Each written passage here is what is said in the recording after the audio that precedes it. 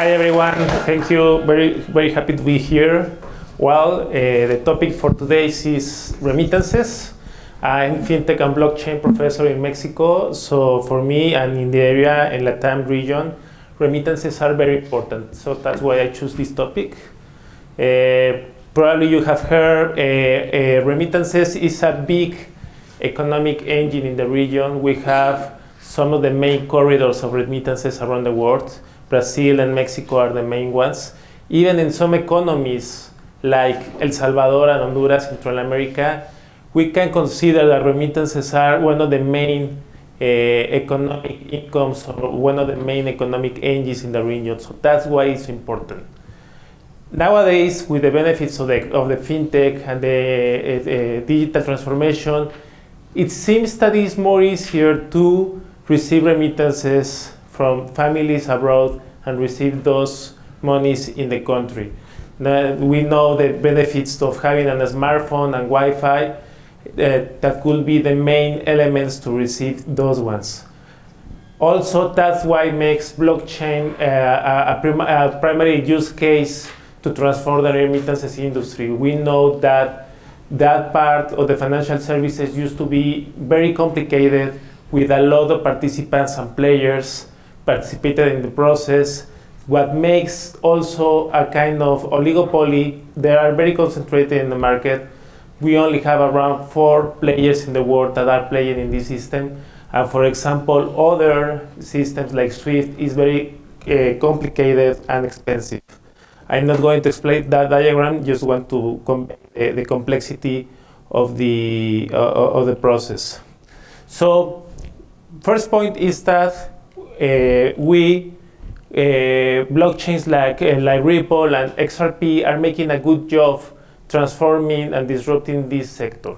And my thesis here is that the backbone, the central channel of the remittances is already transformed. We know the benefits.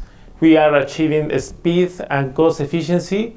We are also achieving transparency and security. And you can see that the biggest institutional players are already participating here, are already making some projects, operating big volumes here.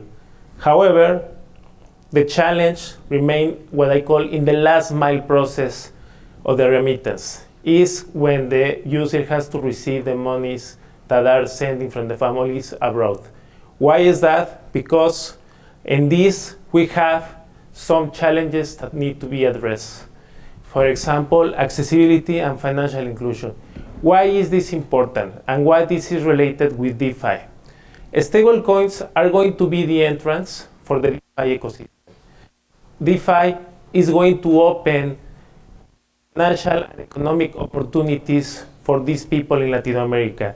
They will have access to another financial products not available nowadays, like investments, credits, more efficient ways to spend the money. But if this last mile is not really ready for receive that monies in stable coins, it's going to be difficult to achieve that process. What are the main challenges? The main challenges are the same as fintechs or Web 2.0 models are addressing. The first one is accessibility. And what I mean by accessibility, we can divide that in 3 main factors. First one, it seems convenient, it seems very attractive to say that stablecoins are available anywhere. But in reality, when you have in the street level, we can see that few commerces are accepting stablecoins directly, or crypto in general. Why? Because it's a lack of education. The topic may seem complicated for most of the people. People feel overwhelmed when you start talking about crypto for these people. They don't see the benefits, or they have very difficult and complex to convert crypto to fiat and vice versa. So we have here some barriers to achieve. Also, the other thing is that people are unaware of the benefits of these uses. So we have the main category, that is accessibility. The other one is financial inclusion. And what I mean by this is that there are some regulation process or barriers that need to be addressed. For example, Players are demanded to comply with KYC requirements as any other financial institutions. Here entails two big problems. The first one is in these areas, there are some people that are not, they don't have yet valid IDs, official IDs with them. They don't use it every day, so that could be another barrier. Other one is that technology, despite that these people have already smartphones, maybe those are low technology smartphones that are not ready to onboard these people with onboarding software. So that's why we need to think in other ways to onboard these people really and to tackle this financial inclusion process. So what do we need to do? Really, what we need to improve the last mile of these remittances and to really gather and to really achieve the potential for DeFi.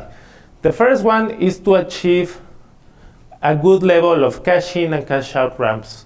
Doesn't matter if we already have these stable coins in the backbone of the blockchains. If we don't manage to convert those ones to fiat or to really achieve a real use at the street level with real people need to use these stable coins, it's very difficult to get this money. Second, we need to keep working in the frictionless onboarding process in wallets. It's still cumbersome, it's still complex for people to really understand the use of crypto. And let me tell you what, probably they don't need to understand that. It's when you send a meme in WhatsApp or you send an image, most of the people don't know how the WhatsApp protocol or the email protocol works. And that's okay, for 99% of the people, they don't need to know that. But they need a really used tool to receive this money. We need to convert this money in real electronic money without to understand what are the mechanics behind this process. And also important, we need to evolve and really present solutions for real users' problems. This goes beyond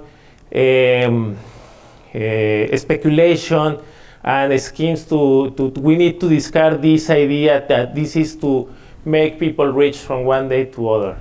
We need to develop real use cases for people in the day-to-day life. For example, to get a loan, to receive payments, and when we manage to find a real good solution, people is going to gather and is going to feel more attractive for these use cases. What is the shoutout here is for those developers, for those students, for people that are trying to get into the ecosystem, we need to focus in this one. The backbone is already deployed there. Obviously, there are some room areas for that part, but the opportunity is here in the last mile, when we need to gather more people, to onboard more people in Web3 models. So let me show you a good case, a success story that we have in Latin America. Bitso is one of the main exchanges in Latin America. They already operate in Mexico, Colombia, and Brazil. And they have been working with XRP for a long time. And what I like this case, because they are making a good volume of transactions using XRP. But the interesting part is that they manage to offer also a debit card linked to the exchange. So that means that people can receive instantly XRP in Bitso and in question of seconds use those monies in stores in the street. They have completed this circle of the cash that can be received anywhere from abroad and used directly to the users. So that's why we need solution like this, and even more, go directly to DeFi. This is a good solution because teaches people to see the benefits of receiving money directly. But why not to go beyond directly to DeFi and don't have to convert crypto to fiat in some moment? This is a good start. So again, I invite you to think in more solutions like this so we can unleash the potential of remittances and help with the economic potential for the region, not only in LATAM, but also for other developing areas around the world. So thank you very much for the time, and these are my contact details if you want to discuss further.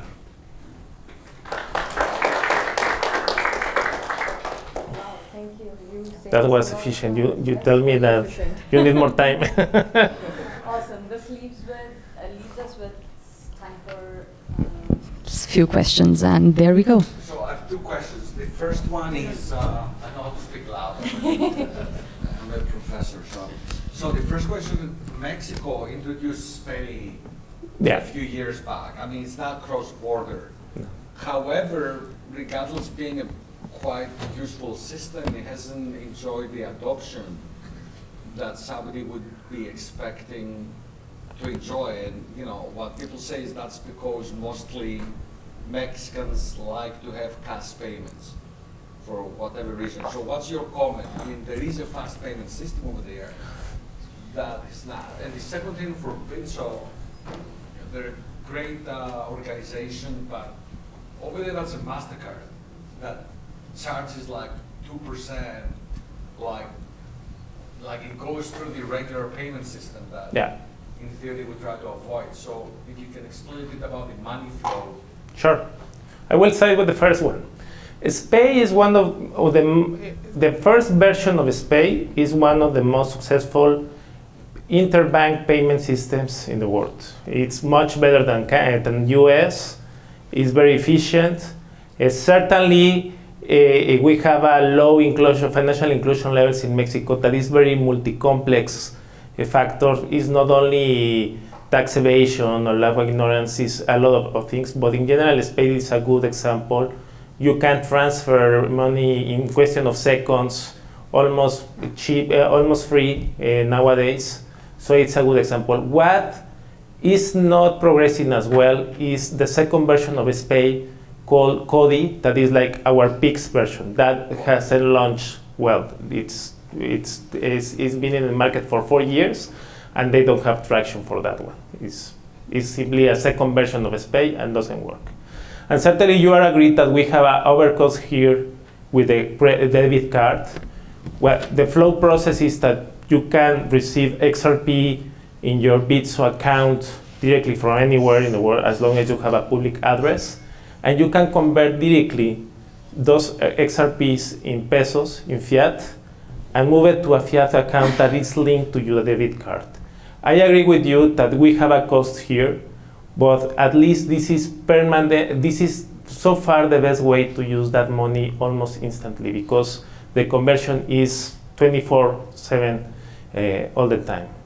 That's why my recommendation is that we should go directly and skip that fiat part, skip that 2% of interchange fee, and go directly to DeFi. But we're still early in that part, but at least onboarding and offboarding is the issue. Exactly. Yeah. Because this Bitso here is using a good fintech process in the sense that they are onboarding very quickly people, frictionless, and that's why they are gaining good traction in the area. Good. Anything else? All right. Thank you so much.